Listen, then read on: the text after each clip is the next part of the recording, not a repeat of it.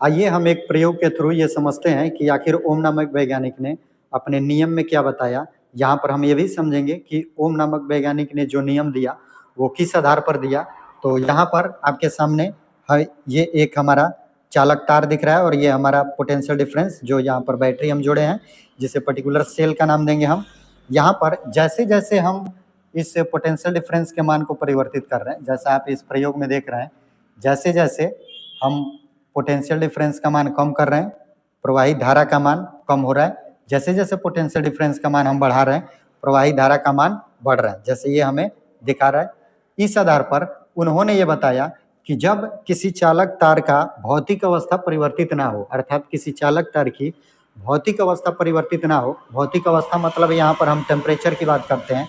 इस चालक तार की अगर टेम्परेचर को कांस्टेंट रखें, तब उस स्थिति में जैसे जैसे हम पोटेंशियल को बढ़ाएंगे वैसे वैसे धारा का मान बढ़ता है। अर्थात इन दोनों का रेशियो जब हमने निकाला, यहाँ पर जैसे V directly proportional to I, यहाँ से हमें मिला V is equal to IR, और ये जो हमारा R है यहाँ से हम R निकालेंगे तो हमें मिल जाएगा R is equal to V बटा I। ये R क्या है? तो इस R को ही हम रेसिस्टेंस के नाम से जानते हैं। रेसिस्टेंस ये उस पर्टिकुलर चालक का प्रतिरोध कहलाता है। इसका मान तभी परिवर्तित हो सकता है जब हम उसके मटेरियल को चेंज करेंगे। ये जो नियम उन्होंने दिया, इस नियम को ही हम ओम का नियम कहते हैं। ये तभी लागू होता है जब किसी पर्टिकुलर कंडक्टर के भौतिक अवस्था में परिवर्तन नहीं किया जाए, और जो मटेरियल इस नियम को पालन करता है उस मटेरियल को हम ओमिक मटेरियल के नाम से जानते हैं, ओमीय चालक। और वैसा चालक जो ओम के नियम का पालन नहीं करता है उसे हम अनओमीय चालक के नाम से जानते हैं। यहाँ से इस प्रयोग से हमें यह पता चल रहा है कि जो V और I का मान है, अगर इसका रेशियो हम निकालें तो हमें एक फिक्स रेशियो मिलेगा। जैसे हम इसे कहेंगे V बाई I का एक वैल्यू, निश्चित नियतांक हमें मिलता है, एक कांस्टेंट मिलता है। इस कांस्टेंट को ही यहाँ पर हमने नाम दिया उस चालक का प्रतिरोध। ठीक है, तो इस प्रकार आप ओम के नियम को आसानी से समझ सकते हैं। यहाँ पर अगर हम कंडक्टर की बात करें, कंडक्टर जिसे हम यहाँ पर चालक कहेंगे, अगर यहाँ पर हम कंडक्टर की बात करें तो अकॉर्डिंग टू ओम्स लॉ यहाँ पर हमारे पास दो प्रकार के कंडक्टर होते हैं। यहाँ पर एक को हम कहते हैं ओमिक और एक को बोलते हैं नॉन ओमिक, अर्थात ओमीय, और इसको बोलेंगे हम अओमीय। ठीक है, ओमिक कंडक्टर कहने का मतलब क्या? ओमिक कंडक्टर एक वैसा कंडक्टर है जिसमें ओम के नियम का पालन होता है। अर्थात ये जो कंडक्टर होगा, चालक होगा, इसमें ओम के नियम को हम अप्लाई कर सकते हैं। लेकिन ये जो हमारा कंडक्टर है नॉन ओमिक कंडक्टर, अर्थात इस स्थिति में हम ओम के नियम का पालन नहीं कर सकते हैं। ये जो कंडक्टर एक वैसा पर्टिकुलर कंडक्टर होता है जो ओम के नियम का पालन नहीं करता है। तो ये जो ओमिक कंडक्टर होता है, इसके लिए सबसे पहले अगर हम V और I के बीच का ग्राफ ड्रॉ करें, तो V और I के बीच का ग्राफ ड्रॉ करने के लिए यहाँ से इसको हम मान लेंगे V और इसको हम मान लेंगे I। ठीक है, अब यहाँ से हम देखेंगे कि जो ओमिक कंडक्टर होता है, ओमिक कंडक्टर के लिए V और I के बीच का ग्राफ कैसा होता है। तो यहाँ से हमें बिल्कुल एक सीधी रेखा देखने को मिलता है, अर्थात ये हमारा बिल्कुल स्ट्रेट लाइन होता है। इस जो स्ट्रेट लाइन अर्थात बिल्कुल सीधे रेखा में अगर यहाँ से इस ग्राफ से हम स्लोप निकालना चाहें तो स्लोप भी हम यहाँ से निकाल सकते हैं।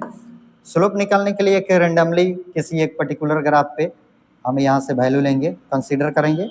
लेट अस अज्यूम ये जो हमारा दो पॉइंट है, इन दोनों पॉइंटों के बीच यहाँ से इसको हम मान लेते हैं यहाँ पर जो करंट है डेल्टा I करंट, अर्थात मिनिमम करंट, और इसके बीच का जो वोल्टेज है इसको हम मान लेंगे डेल्टा V। और इस स्थिति में अगर यहाँ से हम स्लोप निकालें, ये रहा हमारा स्लोप, तो यहाँ से अगर हम स्लोप निकालें तो हमें देखने को क्या मिलेगा, यहाँ से स्लोप इज इक्वल टू मिल जाएगा क्या,